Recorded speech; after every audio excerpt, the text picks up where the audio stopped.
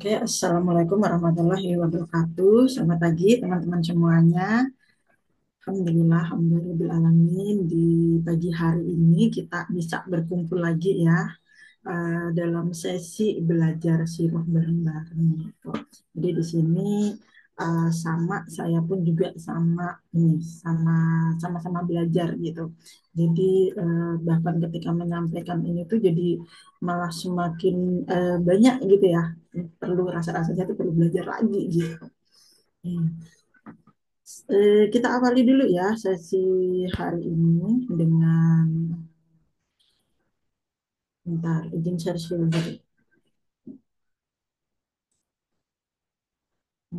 Ya. Nah, ini. Jadi bahasan kita untuk pagi ini kita ambil dari buku 64 Sahabat Teladan Utama. Ya, dari jilid yang para pemimpin bidadari surga, jilid 8. Dua teman-teman yang sudah punya bukunya, boleh sambil dibuka ya. Gitu. Nanti kalau yang misalkan masih belum punya nih, nggak apa-apa banget. Nanti insya Allah sambil kita bacain sedikit-sedikit gitu ya, di bagian-bagian yang nanti perlu di-highlight gitu. Nah, temanya sendiri kita hari ini mengambil tema untuk tetap survive gitu. Mohon maaf ya kalau misalnya ada backsound, eh, tetap survive gitu ya, tetap survive ketika hidup terasa menghimpit. Kenapa mengambil tema ini gitu? Karena ternyata, hmm, jadi belakangan ini ya, mulai dari yang seminggu terakhir kemarin gitu, ada beberapa personal chat gitu yang masuk gitu, yang ya ini dia bercerita gitu ya, bercerita tentang kehidupannya yang ya Allah kok gini amat sih gitu, kok rasa-rasanya tuh kayak sudah mentok banget gitu. Dan ini nggak satu dua teman-teman kita gitu, nggak cuman satu dua sahabat-sahabat kita gitu, tapi Masya Allah, tabarakallah cukup banyak gitu ya. Nah, sehingga mudah-mudahan ini bisa sekaligus jadi jawaban barangkali di antara teman-teman di sini atau nanti teman-teman yang akan menyimak di sesi YouTube ya, ada perasaan yang sama gitu. Mudah-mudahan ini nanti bisa jadi bagian yang mudah-mudahan menguatkan gitu ya. Jadi sesuatu yang bisa kok kita itu survive gitu. Dan kita akan belajar nanti dari kisah, kita akan merefleksi dari kisahnya Ummu Salamah. Siapa beliau? Nanti kita akan bahas lebih detailnya lagi. Oke. Nah, sebelum lebih jauh nih kita untuk mulai ngebahas, izin dulu ngejelasin bahwa sesi belajar sila ini insya Allah akan tetap ada gitu ya, akan tetap ada setiap kalau di jadwal mah setiap pekan lah ya, setiap hari Sabtu gitu. Mungkin kalaupun nanti ada beberapa waktu yang di reschedule nanti akan diinformasikan. Tapi untuk jadwal tetapnya itu di jam 9.30 di setiap hari Sabtu. Insya Allah kurang lebih selama 1 jam, lebih kurang lah ya. Kadang-kadang lebih, kadang-kadang juga kurang gitu. Jadi mangga nanti kalau misalkan teman-teman mau mengalokasikan waktunya, boleh banget itu nanti dimasukin ke kalendernya masing-masing gitu. Dan sesi belajar sirah ini sendiri diinisiasi oleh Spirit Nabawiyah Community. Nah, apa sih Spirit Nabawiyah Community gitu? Jadi di esensi kita suka nyebut bahwa membernya itu sebagai seorang pejuang siroh. Ya, jadi kami adalah sebetulnya adalah komunitas konsultan buku-buku Sukma Daya Insani, gitu ya. Nah, di sini uh, kita menyebut diri itu sebagai pejuang siroh. Maksudnya apa? Kok menyebutnya itu sebagai pejuang siroh gitu ya? Um, kita berupaya untuk menghidupkan siroh dalam keseharian. Ya. Nah, tujuannya apa? Tujuannya ini nih, untuk membentuk karakter keluarga Muslim. Dan acuannya adalah meneladani Rasulullah Shallallahu Alaihi Wasallam. Nah, karena itu kita itu menghidupkan siroh kan itu berarti ngebaca buku-buku siroh gitu kan ya. Banyak orang gitu, bahkan termasuk saya dulu juga gitu ya, ketika membaca buku-buku siroh itu yang kebayang tuh memang sebagai sebuah textbook gitu. Ya namanya sejarah ya udah nggak apa-apa ya, pokoknya mah tahu aja gitu. Untuk nerapin kesehari-harian itu kayak nggak kepikiran gitu. Apalagi ketika misalkan nih, ketika membaca kisah Sirah, terus kita ngebacanya tuh ada perang Uhud, perang Khandaq, kemudian perang-perang segala macamnya itu apa coba yang bisa diambil gitu ya dari kisah peperangan di dalam kehidupan keseharian kita gitu. Nah, di rumah bingung gitu, gimana sih cara menjembatani itu? Nah, ternyata teman-teman itu sangat-sangat mungkin banget. Jadi yang kita ambil itu adalah apa? Adalah karakter. Apa sih yang dilakukan Rasulullah gitu ya dan para sahabat gitu dan keluarga beliau gitu ketika mengalami ujian-ujian kehidupan. Nah, itu yang kemudian kita tarik benang merahnya. Itu yang kemudian kita upayakan untuk hidupkan dalam keseharian kita. Nah, kurang lebih itu ya aktivitas utama kami di Spirit Nabawiyah Community. Nah, buat teman-teman yang misalkan belum bergabung dengan esensi, ayo mangga, silakan. Kami sangat terbuka buat siapa aja. Kalau misalkan mau lihat-lihat dulu nih di esensi itu persisnya ngapain aja sih, ada apa aja sih, mangga juga silakan untuk ngepoin ya. Ngepoin ada Instagramnya Esensi, ada Facebook apa fanpage-nya, kemudian ada juga webnya. Nah, silahkan nanti teman-teman bisa langsung meluncur ke sana. Itu sekilas tentang Esensi. Oke, kita kembali ke sini. Dan teman-teman, sebelum kita awali, kita ini dulu ya. Kita mulai dulu, kita awali dulu dengan basmalah. Mudah-mudahan Allah ridho gitu dan mudah-mudahan Allah beri kita pemahaman untuk bisa sama-sama memahami dan kemudian nanti mengaplikasikan apa-apa yang akan kita bahas bareng-bareng. Bismillahirrahmanirrahim dan sholawat senantiasa kita haturkan ke Rasulullah Shallallahu Alaihi Wasallam. Allahumma sholli ala Sayyidina Muhammad wa ala ali Sayyidina Muhammad. Dan doa mau belajar ya, Rabbi jibni ilma, warjubni rahma. Oke, di awalan saya mau mulai dengan sebuah pertanyaan dulu nih, gitu ya. Pernah nggak sih, gitu? Pernah nggak sih teman-teman merasa bahwa hidupnya itu kayak sedang menumpuk semua pundak, semua beban gitu ya, di pundak sekaligus. Rasa-rasanya itu di pundak kita, di bahu kita, oh itu numpuk, numpuk, numpuk, numpuk gitu. Dan masalahnya itu beragam gitu ya. Mulai dari masalah keuangan, keluarga, kehilangan orang yang kita cintai. Uh, Kehilangan ini bukan hanya ini ya, bukan hanya misalkan ketika kita di orang yang kita cintai meninggal gitu misalnya, bukan. Kehilangan ini bisa jadi gini, misal apa ya? Hmm, ya ada perpisahan gitu ya, atau misalnya yang tadinya temen tahu-tahu lo kok jadi memusuhi, nah itu kehilangan gitu ya. Kalau masalah keuangan ya Masya Allah tabarakallah. Jadi kalau kemarin selama sepekan kemarin yang masuk dalam chat, di personal chat saya itu kebanyakan itu memang ada di masalah keuangan, kemudian yang bertumbuh dengan masalah-masalah keluarga gitu. Dan masalah keluarga ini pun juga sangat-sangat beragam banget gitu, sehingga apa ya, di pikiran itu semuanya jadi campur aduk gitu ya. Kemudian menjelmanya itu jadi menjelma apa? Menjelma jadi rasa sakit yang benar-benar terlihat fisik gitu. Mulai dari ngerasa maget gitu ya, terus apa lagi tuh? Uh, apa tuh yang pusingnya itu hmm, melingkar-lingkar itu, pusing kepala sebelah itu. Nah, itu gitu ya. Terus ada juga yang ya mohon maaf kemudian berpindahnya itu jadi ke obesitas gitu. Ada itu sangat-sangat banyak banget gitu. Saking nah ini tadi semua beban itu rasa-rasanya kayak ada di pundak kita gitu ya. Dan ternyata teman-teman ini kan tadi kalau saya bilang nggak cuma satu dua orang yang merasakan gitu ya. Bedanya mungkin ada yang bercerita dan kemudian ada yang memendam sendiri gitu. Nah, tapi faktanya apa? Faktanya adalah setiap orang pasti akan merasakan ini. Ingat ayat ini. Apakah kamu mengira bahwa Allah itu tidak akan memberi ujian itu? Nah, kalau melihat dari situ, oke, berarti ujian itu udah pasti ada, gitu ya. Kemudian ada ayat ini, bersama kesulitan ada kemudahan. Nah, ingat ya, bersama kesulitan ada kemudahan, bersama kesulitan ada kemudahan. Di sana tuh dikatakannya apa? Bersama, bukan sesudah. Nah, artinya apa? Artinya ketika kesulitan itu datang, belum tentu selesai nih, kesulitan yang baru itu akan datang lagi. Dan kita akan bertumpuk-tumpuk. Jadi ketika kita itu merasakan hal ini, itu sebetulnya normal banget. Itu sebetulnya ya memang alami banget. Emang itu yang akan kita rasain gitu.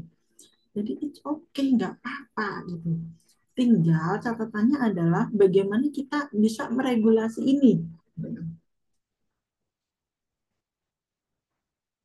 Nah, pertanyaan berikutnya, ketika kita sudah sadar gitu ya bahwa ujian-ujian itu akan selalu ada gitu kan, dan bentuknya itu beraneka ragam macamnya lah ya, kemudian bertumpuk-tumpuk pula gitu. Maka apa sih yang biasanya kita lakukan ketika kita itu merasa bahwa dunia ini seperti sedang berkonspirasi gitu melawan kita? Kok kayaknya nggak ada yang bener aja gitu. Kok kayaknya semuanya tuh kayak mau melawan aja gitu. Kok kayaknya merasa jadi kayak orang yang paling nggak beruntung banget gitu. Nah, itu apa sih yang biasanya kita lakukan? Ini teman-teman bisa ini ya, kalau misalkan bola apa namanya, note boleh sambil ditulis gitu. Jadi konsumsi pribadi aja gitu. Jadi bahan renungan. Hal yang biasanya kita lakukan itu yang nanti akan menjadi titik tonggak proses regulasi kita ketika menghadapi ujian-ujian itu. Nah, ini ya teman-teman, bahwa tekanan hidup itu tadi ya segala macam ya, masalah keuangan, masalah keluarga, kemudian kehilangan, tekanan-tekanan lah segala macam itu kan banyak banget itu. Yang kemarin, yang pekan kemarin itu kita melihat ada banyak banget itu. Nah, itu fenomenanya seperti gunung es. Kebayang ya gunung esnya nih. Jadi yang di apa namanya di bagian atas tuh kelihatan cuma sedikit aja. Yang kita lihat itu sedikit banget. Di bawahnya tuh banyak. Jadi yang kita lihat dari luarnya seseorang itu cuma setitik dari perjuangan hidup yang mereka sembunyikan. Termasuk ketika kita melihat keberhasilan seseorang. Sama kayak gunung es ini. Ah, kita ngelihat ada seseorang yang misalnya, kok dia bisa ya kayak gitu ya, hebat banget gitu. Insya Allah gitu ya. Di baliknya itu, perjuangannya itu, yang kita nggak bisa lihat, itu jauh lebih, bahkan bisa jadi lebih hebat lagi gitu, lebih besar lagi, lebih banyak banget. Gitu. Dan ini lagi-lagi sesuatu yang sangat-sangat-sangat normal banget. Bahkan misalkan kita itu seorang yang extrovert gitu ya, terus seorang yang senang apa namanya, ibaratnya kayak buku yang terbuka itu loh. Jadi apa-apa yang kita lakukan itu kita share gitu ya di media sosial. Gitu. Semuanya kita pokoknya ya orang tuh jadi tahu lah apa segala macam aktivitas kita. Jadi seterbuka terbukanya kita ada kok bagian-bagian yang jauh lebih besarnya itu yang tersembunyi, hal-hal yang nggak bisa diceritain, hal-hal yang juga nggak mungkin untuk mereka ceritain gitu. Itu sangat banyak malah gitu. Nah, ini juga kita perlu sadar gitu ya terkait ini. Nah, tekanan hidup itu juga ibarat hujan, nggak bisa dihindari. Tapi cara kita yang untuk menghadapinya itu yang menentukan hasilnya. Ya. Ini ya analoginya gitu. Bayangkan gitu teman-teman kita gitu ya lagi berjalan, terus ada hujan, hujannya turun, kita berjalan, nggak ada payung. Apa yang kita lakuin? Lari. nyari tempat berteduh atau tetap jalan aja biasa. Pas istilahnya kalau orang Jawa bilang tuh tunuk-tunuk gitu, selangkah-selangkah. Satu, satu, satu, sambil berharap nih. Lu mudah-mudahan nyampe cepat di rumah gitu. Tapi jalannya tetap satu, satu, satu. Keduanya masalah kan? Enggak masalah. Itu pilihan. Teman-teman bisa lari kenceng, atau teman-teman bisa menepi nyari tempat berteduh, atau ya tetap jalan jalan aja. Hmm. Itu semua pilihan. Tapi ya itu adalah apa? Cara kita menghadapi, cara kita meregulasi. Ini nih, apa sih yang biasa kita lakukan ketika dunia ini sedang berkonspirasi melawan kita. Hmm. Kalau dari sini jadinya yang ketarik apa? Penerimaan ya. Lu menerima gitu. Hujan turun itu kan nggak ada dalam rentang kendali kita. Kita mau ngapain juga kalau misalkan hujannya turun. Mau misalkan, oh ya Allah tolong tahan dulu hujannya gitu. Terus langsung Allah tuh tahan gitu. Mungkin ya itu mungkin aja, tapi ya kalau secara logikanya siapa kita gitu bisa langsung menyetop hujan gitu kan. Nggak bisa. Kita perlu menerima pun tekanan-tekanan hidup, ujian-ujian yang menghampiri kita itu juga sama. Itu perlu apa? Perlu kita terima. Misal pasangan di PHK, kemudian nggak punya pemasukan lain, terus anak ada 5 masih kecil-kecil gitu, kontrakan udah habis, ini masa kontraknya, tabungan udah nggak ada, mau diapain itu? Untuk bisa mengambil langkah, untuk bisa mengambil keputusan, perlu penerimaan dulu. Oke, sekarang nggak ada pemasukan, sekarang kondisinya seperti seperti ini. Hmm, jadi what next, gimana selanjutnya? Gitu. Tapi kalau misalkan nggak nerima, yang terjadi apa? Ih, ini pas lagi kondisi kayak begini, apa namanya? Misalnya harga-harga lagi naik, terus jauh di rantau, lah kok malah di PHK, bla bla bla, segala macam lah, jadinya ngomel, jadinya mengeluh gitu ya. Selama masih melakukan hal itu, maka kita nggak akan punya tuh cara untuk menghadapi gitu. Kita juga nggak akan bisa juga untuk apa namanya, mengupayakan untuk bisa ada hasilnya, itu nggak bisa gitu. Jadi perlu sadar, perlu kesadaran. Nah, kita masuk ke kisahnya Ummu Salamah ya. Mari kita lihat. Boleh teman-teman buka di buku buku 6 persahabatnya. Ini jilid 9. Oh salah ya punten ini. Jilid 8 sebenarnya ini. Jilid 8 di halaman 34 sampai 41. Nih. Jadi kisahnya Ummu Salamah ini itu hidupnya itu Masya Allah, itu kalau misalkan di sinetron kan itu bisa berjilid-jilid gitu. Jadi sangat benar-benar penuh drama. Drama Korea pun kalah gitu ya dramanya. Nah, izin ya untuk ngebacain bagian cuplikan-cuplikannya. Nggak semuanya yang saya bacain gitu. Jadi awalnya Ummu Salamah itu nih kalau di paragraf pertama ya. Gadis cantik itu bernama Hindun. Jadi nama aslinya itu Hindun. Lengkapnya Hindun binti Abi Umayyah Suhail bin Mukhirah al Makhzumiyah al Quraisyah. Dan dibilangnya itu gadis cantik, cantik. Jadi Ummu Salamah ini cantik banget gitu. Ia lebih dikenal dengan panggilan Ummu Salamah karena anaknya namanya Salamah gitu. Makanya dipanggilnya Ummu Salamah. Nah, dia adalah putri dari seorang pemuka Quraisy yang disegani. Hmm. Jadi ayahnya nih ya, si Suhail, ayahnya Hindun, ayahnya Ummu Salamah ini dikenal dengan julukan Jadu Rokib. yang artinya penjamu para musafir. Beliau tergolong pemimpin kaum, hartanya berlimpah, ia kaya dan berwibawa. Sementara Ibu Hindun itu bernama Atikah, ya, berasal dari Bana Faras yang terhormat.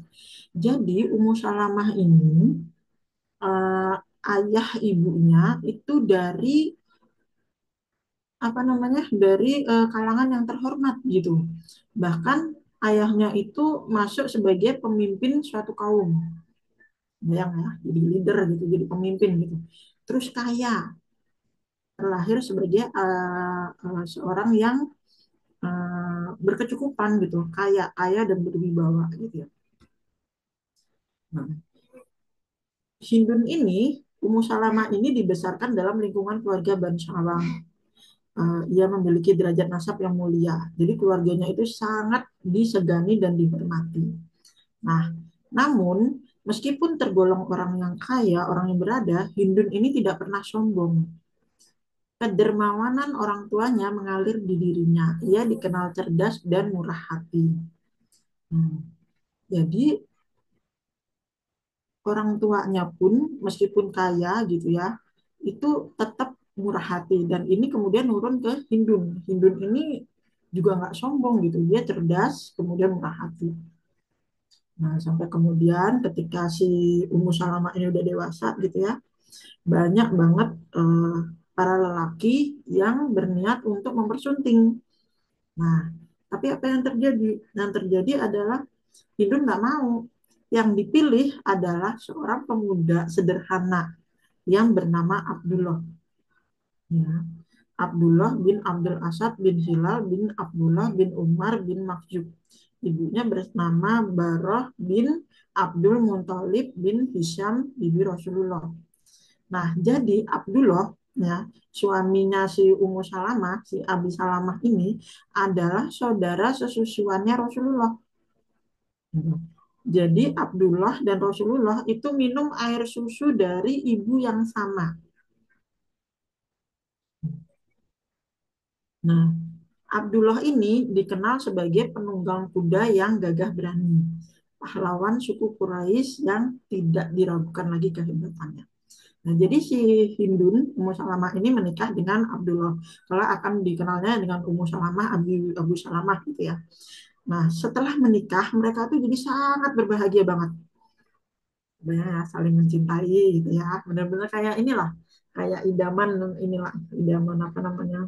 Ya, idaman bahkan orang-orang yang sepanjang masa gitu ya. Jadi yang satu itu kaya, yang satu itu eh, apa namanya miskin gitu. Kemudian karena saling mencintai, bersatu dan kemudian bahagia gitu. Nah, pada waktu itu juga orang-orang yang ada di sekitar itu sangat ini sangat support banget gitu. Nah, sehingga itu tadi benar-benar kelihatan sebagai pasangan yang mulia. Jadi kerabat dan tetangga itu menghormati mereka sebagai pasangan yang mulia. Karena kelihatan itu mereka itu saling mencintai satu sama lain. Jadi kehidupannya itu tenang banget gitu setelah menikah. Nah, kemudian setelah menikah nih, Hindun itu tertarik sama ajaran Rasulullah, tertarik sama ajaran Islam. Abdullah juga sama, gitu. Hidayah Allah itu mencerahkan hati mereka. Akhirnya apa? Mereka masuk Islam, ya. Mereka masuk Islam. Jadi Hindun dan suaminya, jadi Ummu Salamah ini sama suaminya ini tergolong as-sabiqun al-awwalun. Jadi orang-orang yang pertama masuk Islam. Nah, begitu masuk Islam, kemudian menerapkan ajaran-ajaran Islam gitu ya. Berita keislamannya si Hindun dan suaminya ini dan si Abdullah ini langsung tersebar di kaum Quraisy. Apa yang terjadi? Kaum Quraisy terguncang, kaget, marah gitu. Gitu. Apa yang kau lakukan wahai putri Jaduraqib? Gitu. Tanya seseorang kepada Hindun. Wajahnya penuh kebencian. Jadi yang tadinya itu dilihat, dihormati sebagai pasangan yang mulia gitu ya. Sekarang orang melihatnya itu dengan penuh kebencian. Nah, teman-teman bisa melihat ya kemarin yang belakangan ini viral kan ada ya kisah yang bagaimana dari apa namanya seorang yang sangat-sangat terkenal gitu punya kedudukan kemudian karena eh, lisan yang tercetus itu tidak baik akhirnya begitu mudah langsung turun gitu ininya tuh popularitasnya gitu ya kemudian jadi dihujat sama netizen. Nah, ketika kita melihat itu aja, misalkan dari popnya yang dihujat itu kan sesuatu banget ya. Yang tadinya dieluk-elukan, kemudian sekarang jadi dibenci gitu. Nah, Hindun dan Abdullah ini sama seperti itu. Yang tadinya itu bukan dipuja-puji ya, tapi dieluk-elukan lah ya. Dimuliakan gitu. Sekarang jadi dibenci. Itu rasanya pasti nggak enak banget gitu. Nah, kemudian eh, apakah kemudian kebenciannya itu hanya sampai di situ? Oh enggak. Jadi dirayu, dipaksa, diintimidasi gitulah ya si Hindun dan Abdullah ini untuk balik lagi ke ajaran nenek moyangnya gitu. Tapi yang terjadi apa? Hindun dan Abdullah itu tetap teguh dengan pendiriannya. Nah, akhirnya Rasulullah memerintahkan ini ya karena apa ya karena kaum Quraisy itu semakin merajalela gitu ya ininya intimidasinya gitu. Akhirnya Rasulullah memerintahkan untuk berhijrah ke Habasyah. Nah, termasuk yang berhijrah ke Habasyah itu adalah Hindun dan Abdullah. Sampai di Habasyah gitu ya, itu kehidupannya tenang kan dilindungi ya sama ini sama penguasa Habasyah itu dilindungi gitu. Jadi kehidupan umat Muslim itu di sana tenang banget. Termasuk si Hindun ini kehidupannya jadi tenang gitu. Tapi apakah sepenuhnya bahagia? Enggak. Karena yang namanya orang ketika hijrah sementara dia sebagian besar kehidupannya itu ada di kampung halaman, itu pasti bawaannya itu akan apa ya merindu gitu, merindu sama tanah air, merindu sama kampung halamannya. Pengennya tuh pasti balik lagi ke Mekah gitu. Jadi seandainya ada kesempatan ini untuk kembali, maka dia akan kembali gitu karena ya bagaimanapun hidup di tanah orang itu kan beda dengan hidup di tanah sendiri gitu ya. Nah, sampai kemudian ada sebuah berita baik ceritanya ini tersebar gitu ya. Dia ada berita, oh ternyata umat Islam di Mekah itu udah banyak gitu. Soalnya si siapa sahabat Hamzah sama Umar bin Khattab itu masuk Islam. Jadinya gangguannya kaum Quraisy itu berkurang. Kondisinya sudah normal. Beritanya itu seperti itu. Mendengar berita itu, nah kesempatan lah ini ya. Jadi Ummu Salamah sama Hindun kembali kembali ke Mekah bersama beberapa sahabat lainnya. Gitu. Dikiranya Mekah itu teh udah aman, sudah support gitu. Tapi ternyata apa? Begitu nyampe Mekah, ternyata kabar itu nggak benar. Justru malah kaum kafir Quraisynya itu makin kejam. Gitu. Jadi kayak jong lagi gitu loh. Jadi kayak di prank gitu ya. Nah, sudah nyampe Mekah ternyata malah lebih kejam lagi nih gitu si kaum Quraisynya ini. Akhirnya mengikuti apa namanya? Mengikuti saran Rasulullah dimintakan sama Rasulullah itu untuk hijrah ke Madinah. Ya akhirnya apa? Ummu Salamah, si Hindun ini, Abdullah dan anaknya waktu itu si Salamah sudah lahir ya, dan Salamah yang masih kecil itu hijrahlah ke Madinah. Nah sampai di sini teman-teman ternyata dramanya Masya Allah. Kita pikir setelah itu ya udah tinggal pindah ke Madinah, hijrah ke Madinah selesai gitu ya, kehidupan kembali tenang gitu. Seperti halnya para sahabat yang lain gitu kan. Tapi ternyata enggak. Jadi dalam perjalanan si Salamah, keluarga kecil ini bertiga ini ketika menuju Madinah itu disergap sama kaum Quraisy. Diperangin, bukan diperangin tapi disergap gitu kan, mereka cuma bertiga nih, disergap, kemudian dipisahkan. Ummu Salamah itu diambil sama keluarganya Salamah, keluarganya Ummu Salamah, keluarganya Hindun. Kemudian anaknya si Salamah itu diambil sama keluarganya Abdullah. Sementara si Abdullahnya itu baru dibiarkan pergi ke Madinah. Jadi dipisahkan ketiga anak beranak ini. Dari sini aja udah kebayang ya gimana pedihnya itu gitu. Saya ketika membaca yang bab ini ya, kemudian sambil membayangkan gitu situasinya gitu ya. Dan kemudian ini di buku 64 sahabat ini juga sangat ini banget ya, kalimatnya itu sangat sesuatu banget lah gitu. Coba bayangin teman-teman, kalau selama ini ada yang LDR ya, itu kan LDR-nya sama pasangan ya, sama suami gitu. Itu rasanya aja harusnya pasti udah gak enak banget gitu. Biasanya apa-apa dikerjain bareng gitu. Biasanya kalau gimana gimana mah kita bisa gitu nyender gitu ya ke pundak pasangan gitu kan. Atau misalkan apa namanya, adalah ya yang nanti masangin gas gitu, yang angkat galon gitu, meskipun kita sendiri kalau misalkan mau ya bisa juga gitu, tapi kalau misalkan ada yang angkatin kan rasanya tuh beda gitu. Nah, untuk teman-teman yang pejuang LDR itu nggak bisa seperti itu gitu, dan itu berat banget. Nah, ini Ummu Salamah LDR-nya nggak cuma sama pasangan tapi juga sama anaknya. Nah, ini teman-teman kepisah tuh sama anaknya, gimana nggak dramanya, ini sedih banget gitu. Kamu selama begitu sedih gitu. Nah, setelah itu kan mereka dipisah ya, mereka dipisah gitu sampai setahun. Dan selama setahun itu teman-teman, apa yang dilakukan oleh Ummu Salamah? Jadi Ummu Salamah itu setiap hari semenjak masa penyergapan itu, setiap hari dia pergi ke padang tempat yang dia itu dipisahkan oleh kaum Quraisy. Di situ dia duduk diam, termenung, bengong,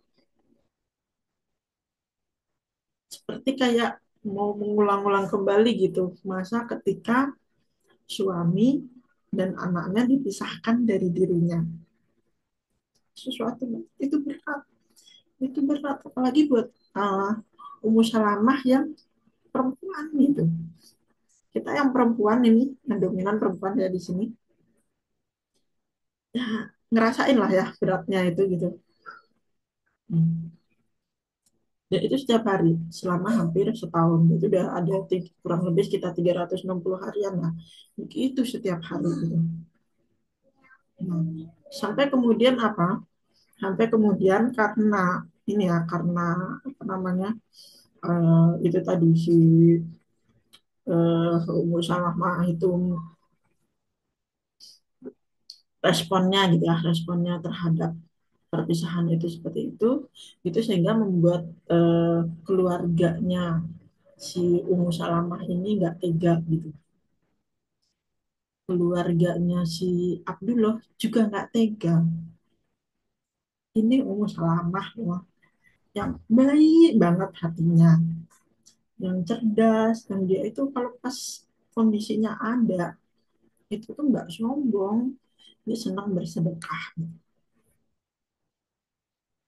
Mereka mengingat itu sehingga akhirnya apa? Akhirnya orang Quraisy orang Quraisy, kaum Quraisy itu mengembalikan Salamah ke ibunya.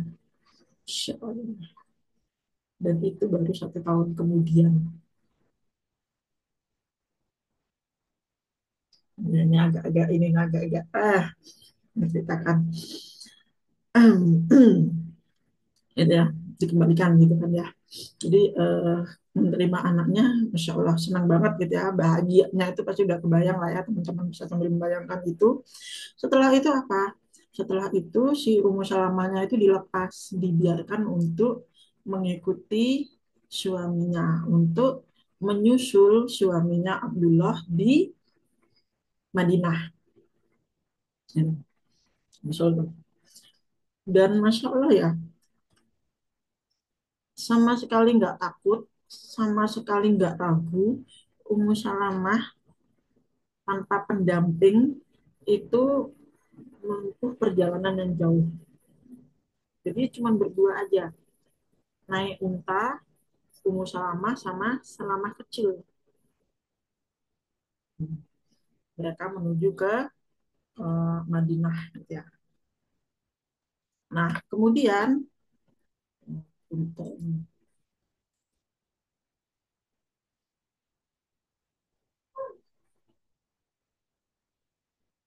sebentar teman-teman ini, oke, bentar ya.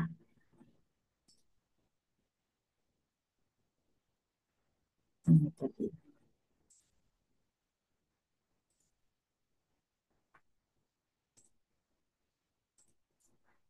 bentar, bentar.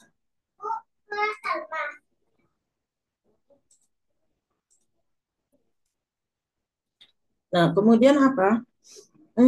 Kemudian ketemu sama Abu Salamah, gitu kan? Ketemu sama Abu Salamah, masya Allah, mereka gembira lah ya pertemuan, gitu kan?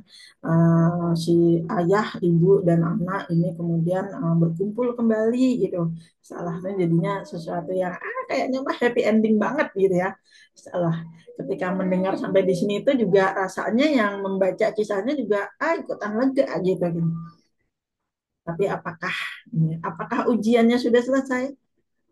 Belum, teman-teman. Ujiannya Ummu Salamah masih belum selesai. Masih ada babak lanjutannya. Babak lanjutannya apa? Jadi si Abu Salamah ini termasuk sebagai seorang andalan Rasulullah dalam beberapa kali peperangan. Jadi Abu Salamah itu berada, kalau dalam perang itu selalu berada dalam barisan terdepan, ya.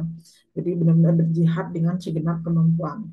Dan pada masa itu kan memang masih belum ini ya, masih belum selesai gitu, apa namanya, menyiarkan tentang Islam ini gitu. Jadi masih ada banyak peperangan banget gitu. Nah, di Madinah ya, di Madinah Abu Salamah ini banyak menghabiskan waktu untuk keluar dalam perjuangan Islam. Nah, sementara Ummu Salamahnya itu fokus untuk ngurusin rumah tangga dan mendidik anak-anak di rumah. Nah, lalu pada waktu perang Uhud, teman-teman, Abu Salamah terluka. Dan ini terjadinya nggak jauh eh, setelah mereka bersatu kembali. Terluka, terus lukanya itu nggak sembuh-sembuh, akhirnya syahid. Abu Salamah meninggal, syahid. Bayang nggak? Belum lama bersatu, terus suaminya pergi untuk selama-lamanya. Jadi, jadi sekarang Ummu Salamah cuman apa? Cuman berdua sama si Salamahnya. Kemudian hidupnya juga masih panjang banget ya. Ini itu. Nah, nanti sambil kita teruskan ya untuk kisahnya.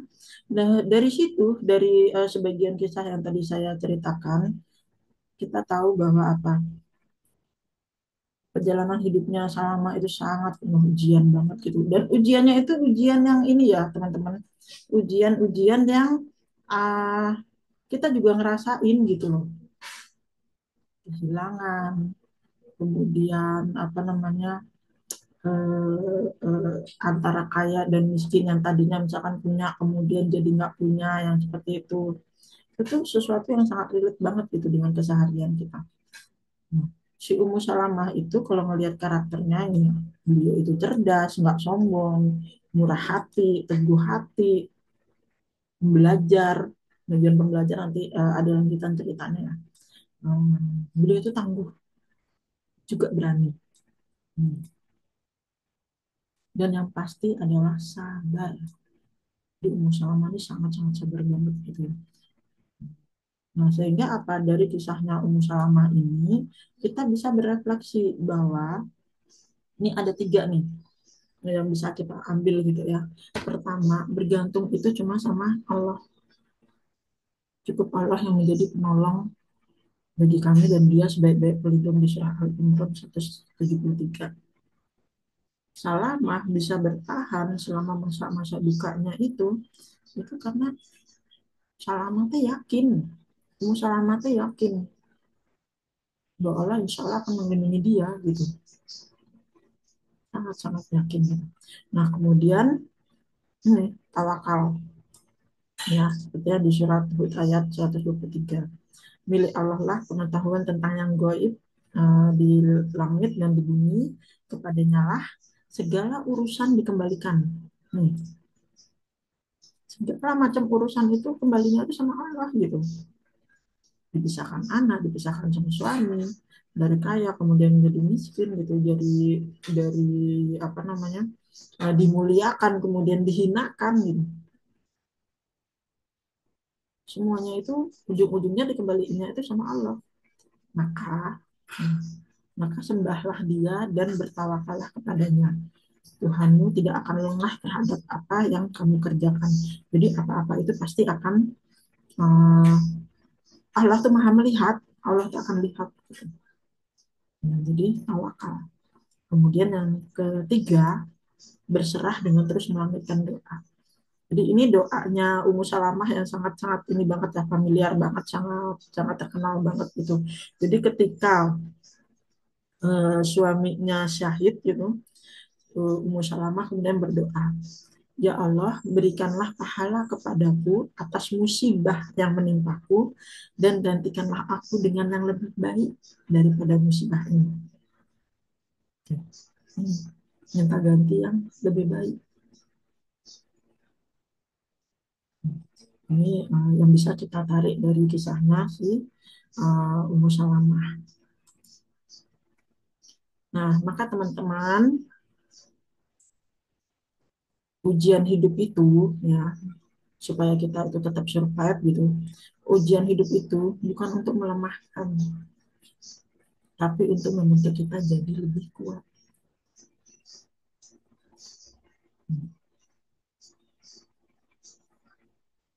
Jadi ya, ujian hidup itu bukan untuk melemahkan, tapi untuk membentuk kita jadi lebih kuat. Nih, di sini tadi di kisahnya Ummu Salamah juga teman-teman bisa mendengarkan kembali gitu. Nanti kalau boleh dibaca-baca lagi bukunya. Dari sekian, justru karena dia diuji seperti itu, dia kemudian menjadi kuat, menjadi lebih sabar, kemudian menjadi lebih teguh hati gitu ya dalam membela Islam, kemudian juga menjadi seorang yang pemberani di kemudian hari ini nanti. Jadi setelah cerita apa namanya setelah suaminya syahid nggak berapa lama itu uh, banyak yang meminang Ummu Salamah, termasuk termasuk si siapa, termasuk Umar ya. Bentar. Jadi, oh iya benar, jadi ya beberapa bulan kemudian beberapa sahabat mendatangi Ummu Salamah. Mereka bermaksud melamar wanita tegar itu. Abu Bakar nih, Abu Bakar As-Siddiq kan sahabat yang utama banget ya, itu ikut meminang Ummu Salamah tapi ditolak. Terus Umar bin Al Khattab itu juga meminang Ummu Salamah tapi lagi-lagi ditolak sama Ummu Salamah. Bagi Ummu Salamah, suaminya itu adalah segala-galanya. Dia itu sangat-sangat setia dan sangat cinta suaminya. Jadi dia itu ingin jadi satu-satunya pendamping bagi si Abu Salamah. Jadi sampai Abu Bakar, sampai Umar itu ditolak, itu kan berarti sesuatu banget gitu. Sampai kemudian ternyata teman-teman, doanya si Ummu Salamah, ini ya minta ganti yang lebih baik ini, kemudian Allah kabulkan dengan apa? Yang meminang ternyata Rasulullah dipinang. Nah, akhirnya Ummu Salamah menjadi istrinya Rasulullah. Nah, kemudian dari situ apa namanya? Musyawarah itu banyak ini ya, banyak dididik langsung lah ibaratnya ya, digembleng langsung gitu, dekat sama Rasulullah gitu, jadi terkait ilmu-ilmu hadis dan segala macamnya itu Ummu Salamah ini banyak meriwayatkan ini hadis-hadis juga gitu. Akhirnya, oke, gitu ya. Kemudian apa tadi? Jadi ujian hidup itu bukan untuk melemahkan, tapi untuk membentuk kita jadi lebih kuat. Nah, termasuk ini nih, ketika kita itu sedang punya beban yang ada di pundak, entah itu bebannya sebiji, dua biji, tiga biji, 100 biji gitu ya, bebannya itu semua, insya Allah adalah salah satu media. Itu semua adalah media-media untuk apa? Untuk bikin kita itu jadi lebih kuat, untuk kita jadi lebih baik, gitu ya. Gitu. Jadi bukan untuk melemahkan kita, gitu. Nah, caranya gimana gitu? Caranya gimana agar ujian itu bukan menjadi sebuah beban, tapi memang sebagai sebuah media yang membentuk karakter kita menjadi lebih baik gitu. Kita bisa selalu mengedepankan prasangka baik, terus bergantung sama Allah, terus fokus pada hikmah ya di balik ujian. Fokusnya jangan sama ujiannya, fokusnya jangan sama masalahnya, tapi apa hikmah yang bisa kita ambil dari segala macam bentuk ujian-ujian itu gitu. Nah, terus ini nih manfaatkan momen sulit sebagai titik balik untuk tumbuh. Jadi dalam kondisi apa ya sejatuh-jatuhnya kita gitu. Jadi ini itu media untuk ini untuk jadi titik balik gitu. Jangan terus merasa terpuruk gitu. Dan tentunya untuk itu bisa apa? Berupaya untuk terus beradaptasi dengan perubahan. Perubahan itu kan selalu ada. Satu-satunya hal yang nggak berubah adalah perubahan itu sendiri gitu. Jadi perlu apa? Jadi kita nggak bisa merubah, kita tidak bisa merubah perubahan supaya dia tuh nggak berubah gitu ya. Tapi kita bisa beradaptasi untuk ngadepin perubahan-perubahan yang ada. Nah, kemudian yang nggak kalah pentingnya itu apa? Bangun support system yang kokoh.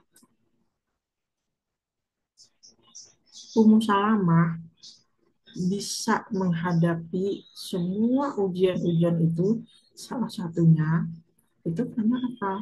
Karena memang ada bangunan support system. Dia tahu tuh nanti di Madinah itu memang apa ya sudah terbentuk gitu lingkungannya itu. Sehingga ketika dia berangkat tuh ya dari Mekah ke Madinah, eh, dan itu posisinya dia sebagai perempuan gitu ya, perempuan muda yang pasti masih cantik gitu, bawa anak kecil, naik unta sendirian di padang pasir yang luas banget dan posisinya jauh. Bayang ya di situ kan biasanya banyak ini tuh, banyak apa namanya kayak rampok-rampok itu mah ada gitu. Tapi berani karena ada keyakinan ini apa? Keyakinannya bahwa memang ada support system yang akan siap untuk ngebantuin dia nantinya gitu. Gitu. Nah, kalau dalam konteks sekarang bangun support system yang kokoh itu kita bisa apa ya? Kalau misalkan dalam keluarga ya kita menguatkan keluarga kita gitu kan. Kemudian kita ngikut ya kita ngikut ke bergabung gitu ya. Kita ini bergabung ke komunitas-komunitas yang memang sesuai dengan value-value kita gitu. Yang cocok dengan nilai-nilai keluarga kita. Nah, itu penting. Kenapa? Karena yang namanya iman itu kan naik turun. Value-value kita itu juga naik turun gitu. Niat-niat kita itu juga naik turun gitu. Nah, maka tanpa dibantu dengan support system yang kokoh, ketika kita itu lagi down, kitanya akan kesulitan gitu untuk naik lagi. Kebayang ya? Ini dan yang terakhir kesimpulannya ya bahwa apa orang yang hebat itu bukan yang nggak pernah jatuh, tapi yang selalu tahu cara bangkit kembali. Kita belajar dari Ummu Salamah bahwa Ummu Salamah.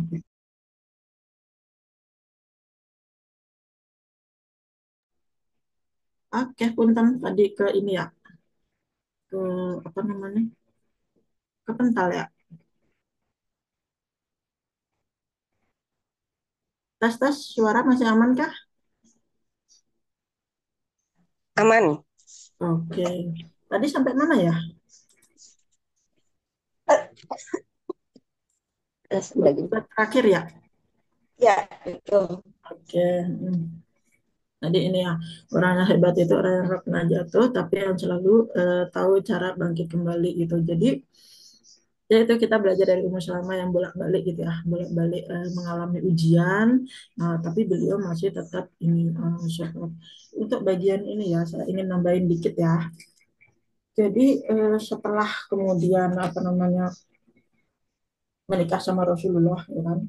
Ketika menikah sama Rasulullah, Ummu Salamah kemudian punya apa ya namanya? Jadi memiliki peran sebagai ibunya umat gitu kan ya. Jadi ibunya umat. Nah kemudian ada satu peristiwa tuh, ada satu peristiwa yang di situ itu jadi kelihatan nampak banget gitu. Bagaimana si Ummu Salamah itu kecerdasannya tuh kemudian salah satu hal yang bikin beliau tuh Ummu Salamah itu survive itu adalah kecerdasannya. Jadi ceritanya pada bulan Dzulkaidah tahun 6 Hijriah itu Rasulullah itu melakukan umroh, gitu ya, melakukan umroh. Nah, jadi berangkatlah ya rombongan umroh itu sekitar 1.400 orang. Ummu Salamah itu termasuk di dalamnya. Gitu. Mereka berangkat dengan apa namanya balutan pakaian ihram, kemudian bersenjatakan pedang yang disarungkan. Gitu. Mereka bawa 70 unta kurban. Gitu. Nah, sebelum berangkat, Rasulullah itu kembali menegaskan nih ke umat, ke para pasukannya, bahwa kepergian kali ini itu untuk umroh, bukan untuk berperang. Nah, akhirnya nyampe ke Mekah, sampai di Mekah ya, nyampe di Mekah, mereka kemudian buat perjanjian dengan kaum Quraisy. Perjanjian ini yang kemudian nanti dikenal dengan perjanjian Hudaibiyah. Nah, hasil perjanjian itu bikin kaum muslimin itu kecewa karena secara sekilas gitu ya itu seperti rasa isi dari perjanjian itu merugikan kaum muslimin gitu. Nah, akhirnya mereka punya kecewa lah gitu kan. Nah, terus si Rasulullah tuh jadi sedih gitu kan ya. Nah, kemudian bingung juga mau melakukan apa gitu. Nah, akhirnya masuk tuh masuk ke mana namanya tenda gitu ya, masuk ke tenda, di sana ada Ummu Salamah. Terus Ummu Salamah bilang gini, wahai Nabi Allah, apakah engkau ingin para sahabat mengerjakan perintahmu? Keluarlah dan jangan bicara kepada siapapun. Sembelihlah hewan kurbanmu dan panggillah pencukur untuk mencukur rambutmu.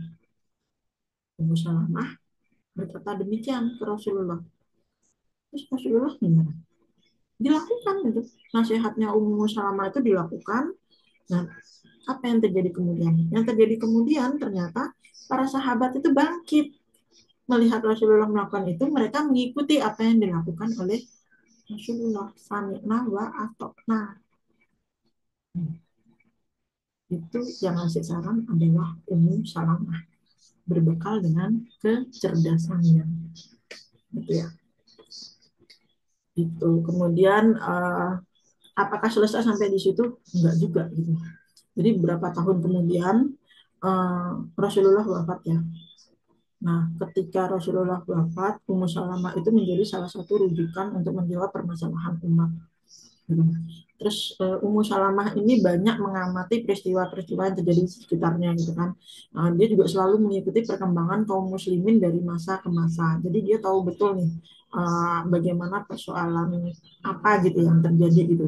Ketika berganti khalifah pun gitu, itu diperhatikan oleh Salamah gitu kan.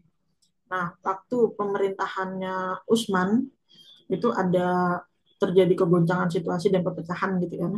Nah, Ummu Salamah ini sedih banget gitu.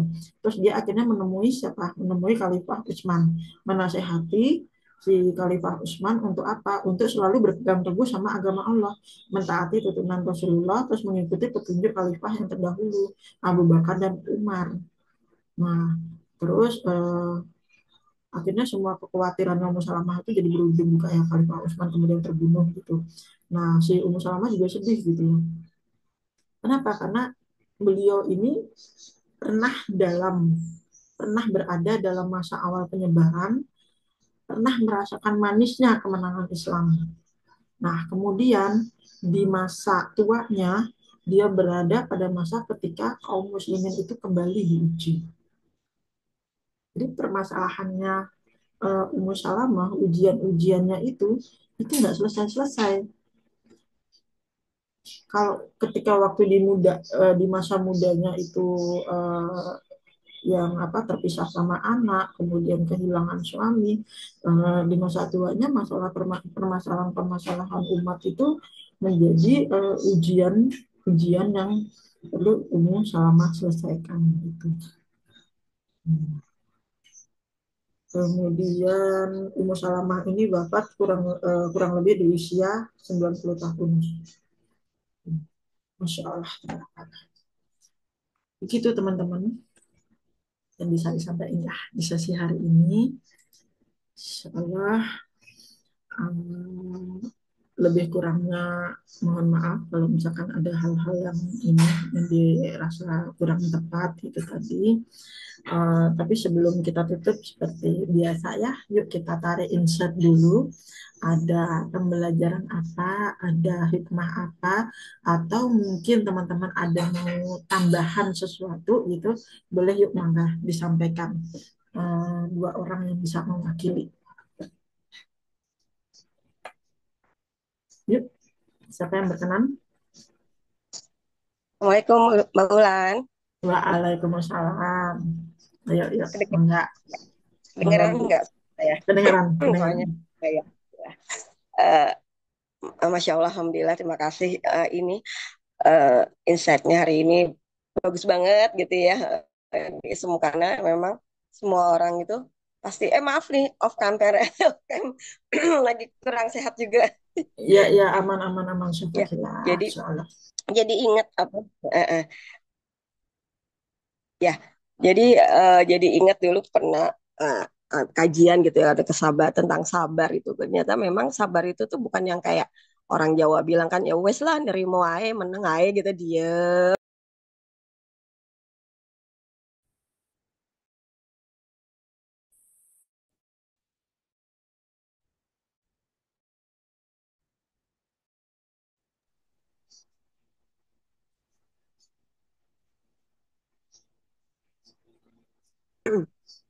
Lagi ya.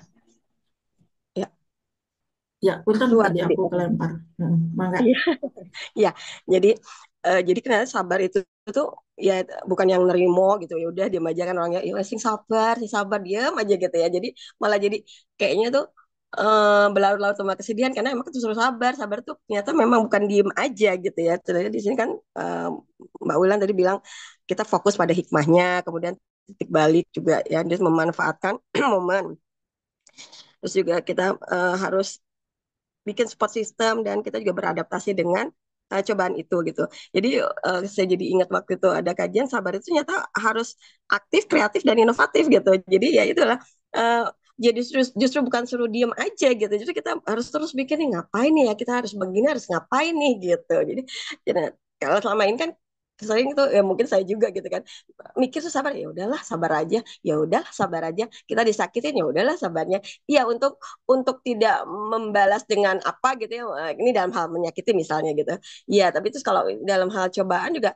ya udahlah ntar juga ditolong Allah udahlah diam aja lah gitu enggak begitu gitu waktunya ternyata konsep Islam tuh enggak gitu gitu gitu ya terus kalau kemudian aku lihat juga di surat 186 ini Ali Imran itu juga kan dibilang kamu akan diuji dalam urusan hartamu dan dirimu gitu kan kamu pun akan mendengar banyak hal yang sangat menyakitkan gitu nah di situ dibilang bersabarlah gitu ya di surat berikutnya tuh di surat Ali Imran ayat 200 itu walaupun itu dalam masalah perang ya tapi di situ tetaplah di situ gitu loh makanya bertahan di situ nah itu berarti kan bertahan juga bukan diem aja gitu pasti kan kita namanya perang walaupun itu konteksnya perang ya tapi kan ini kita juga di sekarang nggak dalam perang dalam hal fisik ya kalau sekarang ini gitu kan jadi nggak diem aja gitu kayak gitu karena seperti di yang sekarang ini yang memang selalu memenuhi benak kita ya tentang Palestina aja.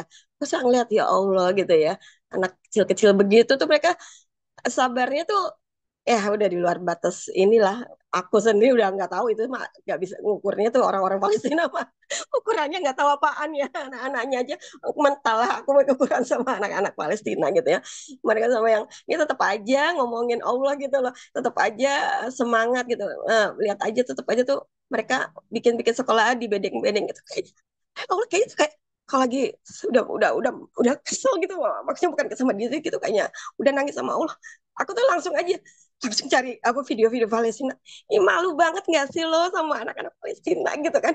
Ini cuma segini gitu. Iya kayak gitu tuh kayak oh ya Allah iya benar ya.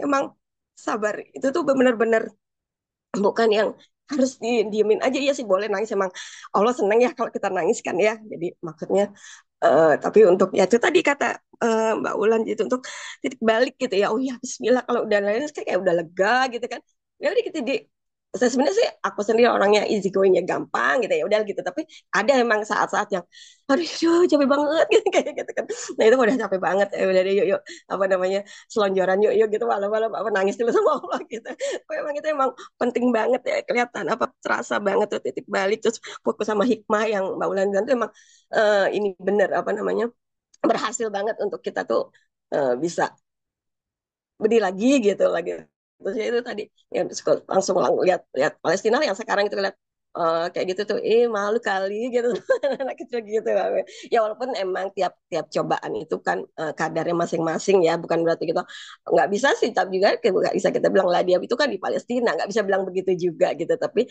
buat penghibur kita gitu ya buat keyakinan kita bahwa ini nggak kayak gini terus kok mereka keyakinan kita bahwa Allah akan menolong tuh kita perlu begitu gitu loh maksudnya kayak gitu tuh jadi Masya Allah nih dari ini juga kayak aku diingetin lagi gitu kan bahwa semuanya tuh ya itu tadi badai pasti berlalu lah gaya banget badai pasti berlalu gitu ya terus kalau Musalamah sendiri kan kata Maulan jadi cobanya itu terus-terus gitu ya kayak itu derajat kan untuk meningkatkan derajat dan emang surga itu harganya mahal banget ya jadi semakin diuji kan karena Allah juga bilang kan apakah aku akan diamkan aja gitu yang enggak pasti diuji terus gitu ya deh kan kalau mau naik kelas 2 ada ujiannya makin tinggi mau menjadi mahasiswa antar udah mau jadi dokter itu ujiannya makin berat gitu jadi ya emang begitu gitu jadi iya sih alhamdulillah makasih banget nih gitu hari ini gitu ya jadi yang cuma yang support systemnya kadang-kadang yang kalau buat aku pribadi agak aduh ngebangunnya agak susah gitu ya tapi ya itu balik lagi sabar sabar kayak gitu ya itu aja mungkin Mbak Ulan makasih. Oke, Masya Allah, Alhamdulillah ya. Makasih banget juga ya Allah, insight-nya luar biasa banget. Iya, iya, iya. Dan dalam konteks kesabaran itu emang ini ya, eh, apa ya, kayak emang bab bab yang rasa-rasanya sih ini nggak akan selesai gitu. Baru tadi pagi saya teh bilang sama Teh Dara gitu ya, beliau juga lagi ngomongin tentang bab sabar gitu. Nah, ya, iya banget gitu. Babnya nggak akan selesai sampai kemudian kita itu selesai gitu urusan sampai di ini sampai di urusan kita di dunia ini selesai gitu itu masih masih terus dibutuhkan gitu kesabaran itu makanya kalau dibilang kesabaran aku ini ada batasnya biasa ya kadang-kadang kan gitu ya kedengaran kalau misalkan lagi marah-marah lagi apa aku selamanya udah Iya sabar iya nih udah gini gitu aku juga udah ada titik batasnya lah gini gini padahal mah enggak sabar itu nggak ada batasnya karena itu ya batasnya itu kalau kita udah selesai di sini gitu dan itu sesuatu banget dan itu challenge banget tapi insya Allah bisa kenapa karena umat-umat yang terdahulu itu bisa gitu. Insya Allah kita juga bisa ya cuman ya itu ya tetap minta pertolongan sama Allah Insya Allah nuhun banget ya Bu Mela iya oke satu jadi lagi ingat yuk juga sih maaf kayak gimana waktu gimana Rasulullah iya iya jadi ingat waktu Rasulullah di Taif itu kan ketika udah kayaknya tuh udah ya Allah aku tuh mau dikemanain gitu tuh udah batas akhir sabar ketika itu gitu ya mungkin batas sabar tuh ketika satu saat ini kita di sini nih aduh capek banget gitu ya nah itu mungkin akhir akhir yang bukan akhir yang terus ya setelah kita melewati itu ada lagi nih ujian lain gitu ya ternyata kata Rasulullah udah lagi capek-capeknya nih mau kemana diajak mau aku tuh mau dibawa kemana gitu ternyata dikasih Isra Mi'raj kan Masya Allah gitu lah hadiah dari Allah tuh gede banget gitu loh ketika itu kan sampai Rasulullah nangis banget kan kayak gitu. Jadi iya, batas kesabaran Rasul saat itu tuh begitu, tapi bukan bukan bukan putus asa, tapi ya Allah tuh aku mau dibawa kemana gitu. Jadi itu ada kayak gitu. Nah mungkin kayak gitu kali ya, ujian gitu tuh pada saat ini dapat ujian, misalnya kehilangan uang, ya Allah pada itu udah mau buat ini lo gimana gitu.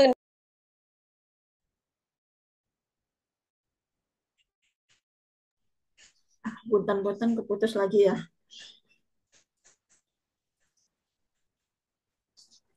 Hmm. Yes.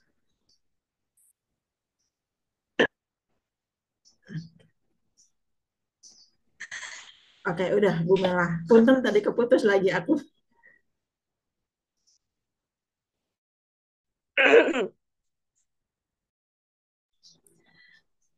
Oh iya iya, Masya Allah. Aduh, punten aku tadi kepental lagi ya kayaknya. Oke, mohon ya Bu Mela ya. Lanjut yuk, satu lagi yuk. Ada yang berkenan kah? Mau nambahin Hmm, ya, Mbak. oke, mangga yuk. Jadi intinya ternyata hidup itu dari satu ujian ke ujian yang lain gitu ya. Masya Jadi Allah. Iya, iya bener. harus sabar dan bersyukur gitu aja. Kalau sudah bisa mensyukur yang sedikit, Allah udah janjiin kalau pasti diberikan gitu nikmatnya. Jadi memang harus menjemput sabarnya aja. Menjemput syukurnya itu dengan sabar gitu. Jadi menyadari apa-apa yang harus disyukuri dengan kesabaran yang dioptimalkan. Gitu nggak sih? Oke, iya benar-benar benar banget. Masya Allah. Mohon banget ya Mbak. Oke, Alhamdulillah. Ah, ya benar banget.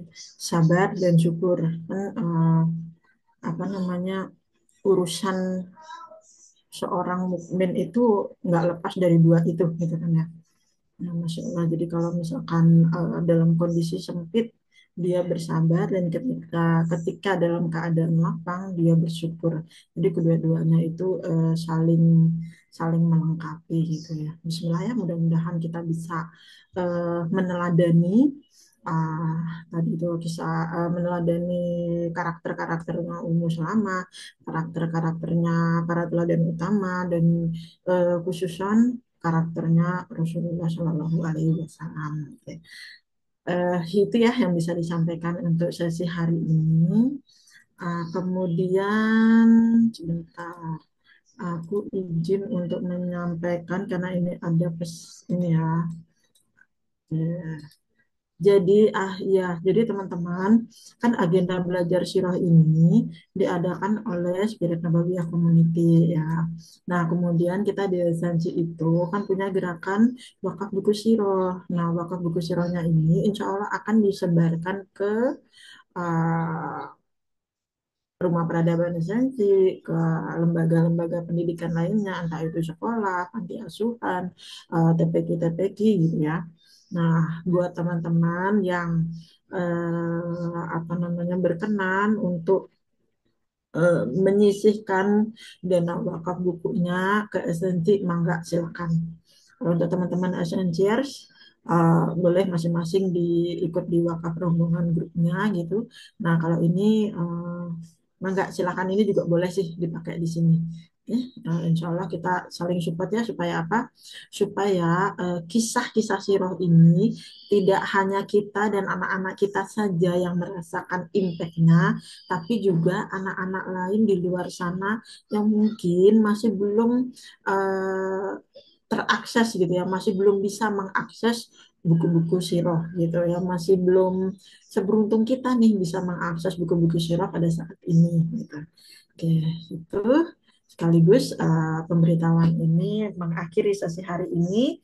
Uh, Aku ngucapin jazakallah khairan katsira sudah ada di sini sama-sama kita belajar saling melengkapi dengan insight yang didapat.